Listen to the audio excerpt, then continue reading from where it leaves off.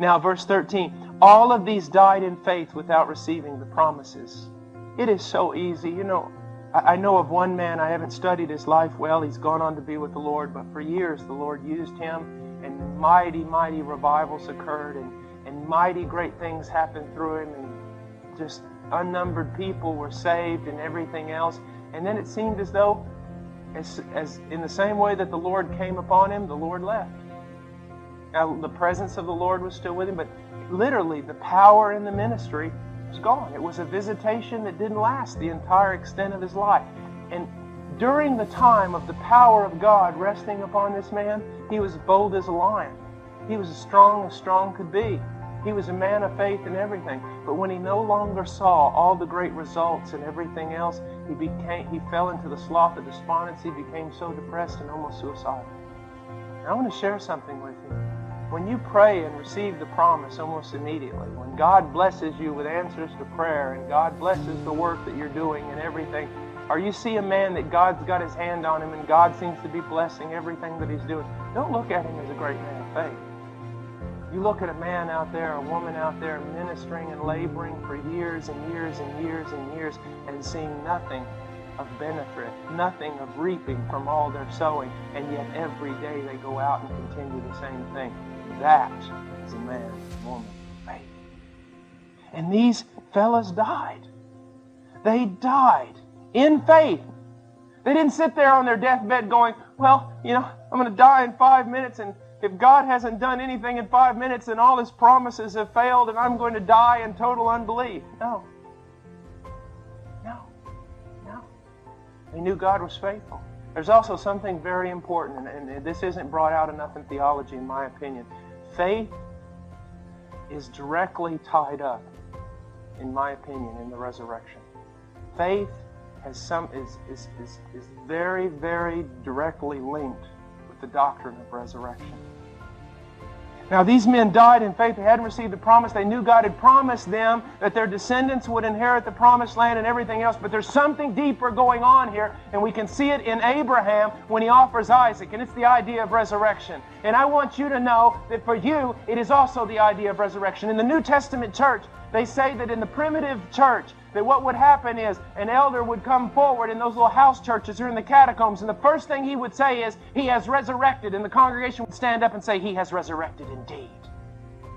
So that means that if we die, that means if we're martyred, that means if we suffer all the days of our life and we see no fruit from this Christian faith of ours, we need to understand there is a resurrection, and we shall see our Redeemer, and we shall stand before Him in the flesh, and all His promises will be fulfilled.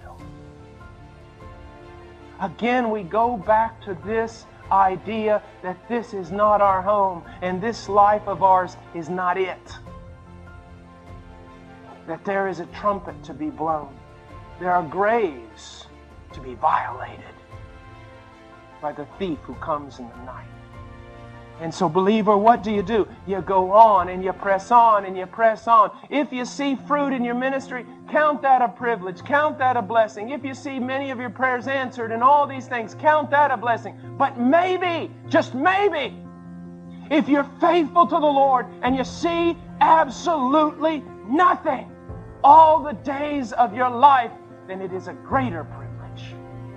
Unto you has been given a greater privilege than has been given to an Edwards or a Whitfield or a Spurgeon. Unto you has been given the greater privilege to demonstrate faith beyond what those other men were called to demonstrate. It's not hard to demonstrate faith when every time you open up your mouth, 10,000 people are standing there wanting to hear you. What's faith is when you got preached for 120 years and no one even listened to you. Well, see, we've got it all reversed again in Peru. I saw countless people come to know the Lord.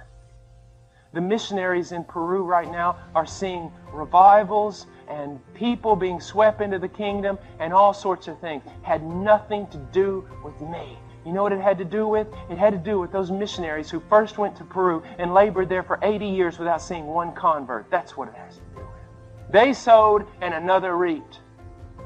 They sowed. Men and women of God sowed all their life and died in the dust, seeing nothing.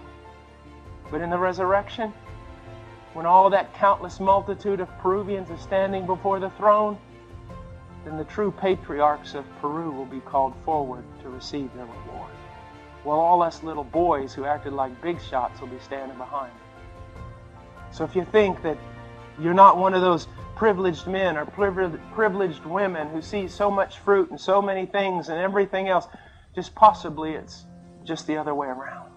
Maybe guys like me need to see fruit because we're so weak in our faith. If we don't, we'll fall into despair.